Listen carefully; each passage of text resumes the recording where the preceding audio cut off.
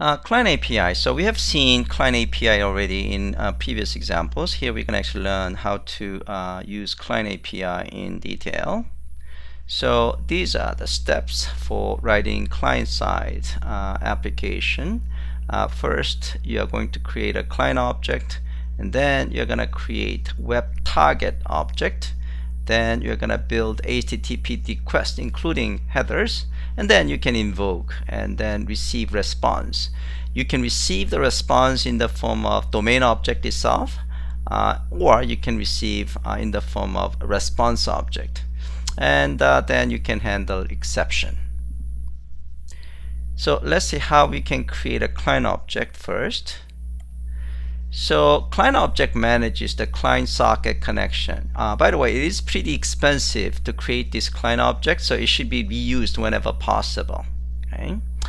The way you can create a client object is using client builder object. You basically say client builder and dot new client, and you get client object. Okay, so once you got the client object, you can get WebTarget object from it. So let's see the code. So WebTarget object represent a specific URI to which you want to make a call. Okay, so suppose we got the client object created, then we can call target method from the client object, and here you specify the URI here. And if URI contains a variable like a card ID, and you can provide the actual value for that variable by calling resolve template method here. Card ID variable will be set with this particular value. So this will actually create the URI of HTTP ATM/ and 11112222 and 3333. Okay, so this is how you can create a WebTarget object.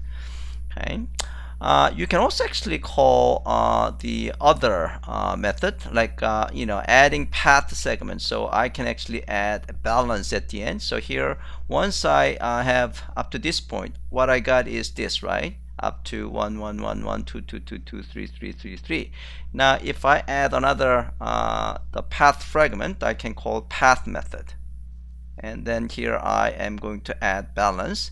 And if you want to add query parameter, then you're going to call query param, and in this case pin equal 9876. And you can actually call the query param method multiple times. In that case, the multiple query parameters will be added to the URL. Okay, so that is pretty straightforward. So once you have WebTarget object, and then you can build the HTTP request, including if you want to actually set some headers. So let's see an example of this. Suppose you got the WebTarget object, and then WebTarget object you can call request method. Okay, and now you're setting, let's say, request header. So if I want to set the accept header with text plain, I can call accept method. Okay. Here let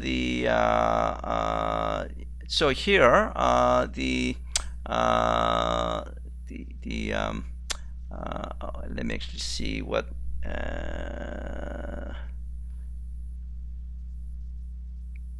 param, and this is application. Oh, I see. Okay, yeah. So this is the case that we are setting accept header, and this is the case that we are actually setting the content types. Basically this is actually creating we are, as you can see, we are going to actually post these contents, right? And these contents will be in the form of application JSON. So here we are setting the content type field by using the request method. This one is setting the accept header. So basically what it's saying is that I want to receive the data in the response data in the form of text plain. Here I'm sending data in the form of application/JSON. Okay, so you are basically you can basically setting the request headers. Now, by the way, you can chain method. So here these two are the same thing as this. So here we have WebTarget object, and then we call request, accept, and get. Now these things could be chained. After request, we can query parameters. We can actually call request method, accept method, and get method like this. Okay, so this is obviously a bit more the concise. Okay. Now, in order to set the contents of the data that you want to send, for example, like a post, you can use the entity class to create XML version of it. So here I have a customer object and I want to convert it into XML. So in that case, you're going to say entity.xml and you provide a custom object. If you want to send it as a JSON, then here we are going to say JSON, entity.json, and then you provide customer object. Pretty straightforward. Okay, so once you have create a client object and then you create a WebTarget object and you set the request headers, then we can now invoke and receive response. Invocation is by specifying the method. So here I'm actually trying to call HTTP GET method, and this is the response I like to receive. So when you call GET method, you can specify the class object, the format that you want to receive. So this is the case that we are receiving as a string. That might not be that much interesting. Here, this is actually interesting. So I'm actually calling post method, and this text is what I'm actually sending, and that is going to be sent as a JSON format. Then I can specify the type that I want to receive the response. So here I want to receive the response in the form of money object. So I specify money.class, and what gets returned is in fact captured as a money object. Okay, so that's pretty straightforward. Okay, so typically you want to receive in the domain, you want to receive the response in the form of domain object by specifying domain class. That means the response will be converted into this domain object class, domain object. Okay. However, you could actually receive it in the form of response object. Okay. So if you don't specify the type, so if you see over here, if I specify the domain class type, then conversion will be done by the system, by the library, and what you get back is in fact the type, right? In this case string type, in this case money type. But if you don't specify, in this case money class, or if you don't specify string class, then you're gonna receive it as a response type. Okay, and then I can check the status of it. So I can actually call get status method is 200, and then if I want to receive, if I want to convert the response, meaning the response, the data in the response into a particular domain class, then I can call get entity method, in which you specify the domain class like a money, and then you get the domain object. Okay, so this is used when you want to have a bit more fine-grained control, for example checking the status or something like that. Okay, if you don't have a need to actually have a fine-grained control like this, and then you have basically specified a domain class when you are calling a get method or post method. Okay, and then conversion will be done for you. Okay, now the last one is exception. So you could actually receive some kind of exception, and then you can capture that as an exception. Not acceptable exception, not found exception, and things like that. Not acceptable exception is HTTP status code 406, and not found exception, of course, this is a 404, right? Okay, all right. So we have a single exercise here. So let's take a look at the lab exercise, client programs. Yeah, so we're gonna actually, the serve application is the application that you have run in the beginning of today's code camp. It is the same application on the REST design, the hands-on lab. So basically, when you're running, you're gonna actually see resources customers. So you're gonna actually see two customers. And if you click the detail of a customer 1, you get the detailed information of, why is actually having customers 1, it's actually returning, interesting. So I don't know why it's actually returning both. I click customer 1. Oh yeah, looks like a URL is actually incorrect. So if I say customer 1, and it should actually return 1. Yeah, it looks like I have to actually change the URL. That actually fix that one. So here, the index.jsp page, yeah, it should be like this. Okay. All right, so that's the same application that we're going to run as serve application. Then we are going to run JAX-RS customers CRUD client application. So that is something that we have to import from the client project. Import and existing Maven project. And here we are going to go to the labs in my case, and I have client. So here, sample application, I should have this client application here. And if I run this client application, run as Java applications, and so this is, so we are actually doing a lot more than previous example here. So we are going to display all customers, and then we're going to create a brand new customer using XML data.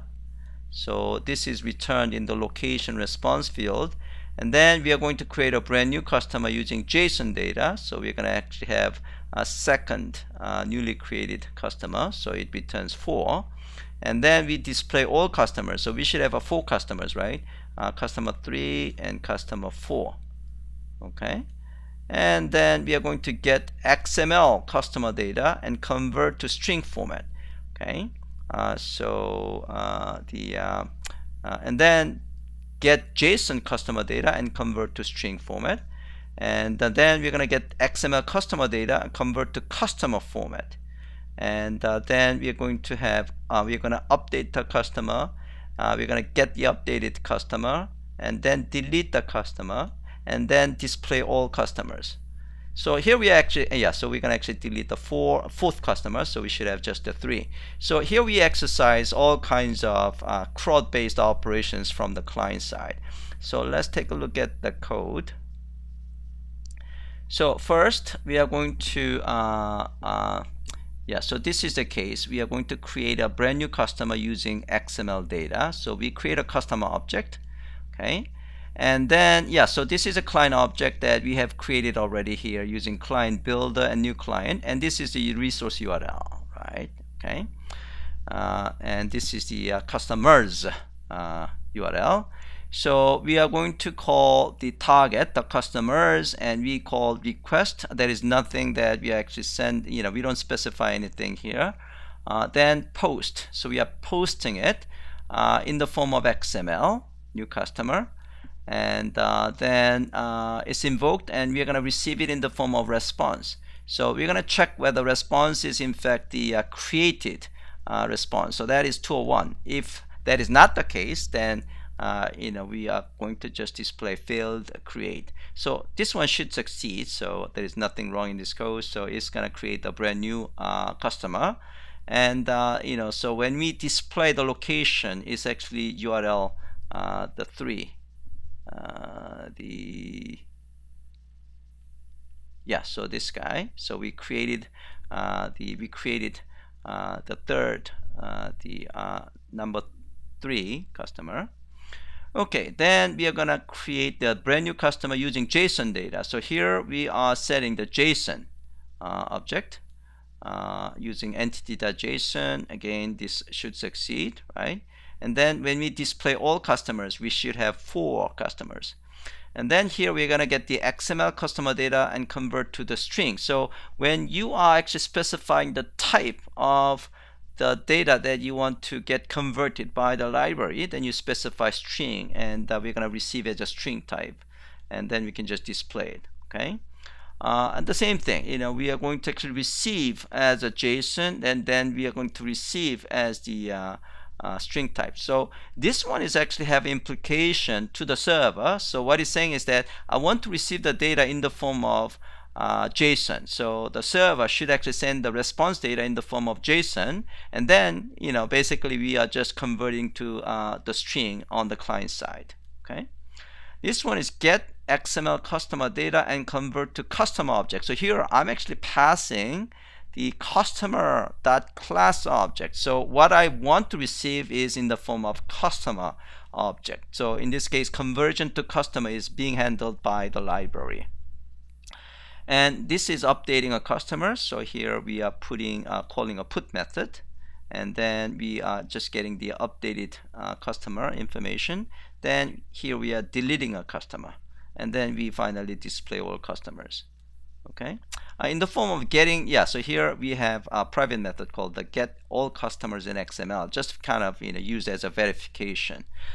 So when we actually receive the customer list in the form of string, we actually use the XML formatter library to format it in the form of the indented I would say the XML data. So for your own exercise, there is actually orders CRUD server application. So if you in fact the import, actually looks like I did the delete that project. So if you have the design here, oh, looks like I have it here. So what is the orders? Oh, here we go. Okay, so this is the sample application. If you run it, run on server, and it's going to display information about the orders, and then you can have a detailed order. So here, and then I want you actually write the client application that does perform various operations that we have done with the customer. So that is your exercise. So let me just make sure that is up and running, and then okay, so almost done. So the exercise is create a brand new order using XML data, display all orders in XML, get XML order data and receive it in the string format, and then get JSON order data and receive as an order object, and update an order and delete an order. Exactly the same sequence of operation we have done with the customer data. Alright, so let's actually see, this one is okay, orders. So I get 2 orders, and then orders 1, so I get orders 1. Okay, all right, so I'll let you do this exercise, and again, as I said, we're gonna actually call it a day. So you're welcome to actually do the exercise right now. I'm gonna be here until 10 minutes to 4. We haven't done any exercise, and we haven't taken any break, so we're gonna actually finish up early, 10 minutes early than 4 o'clock. So I'm gonna stay until 3:50, another 14 or 15 minutes, or you can actually do this exercise on your own later on. Okay, all right, so let's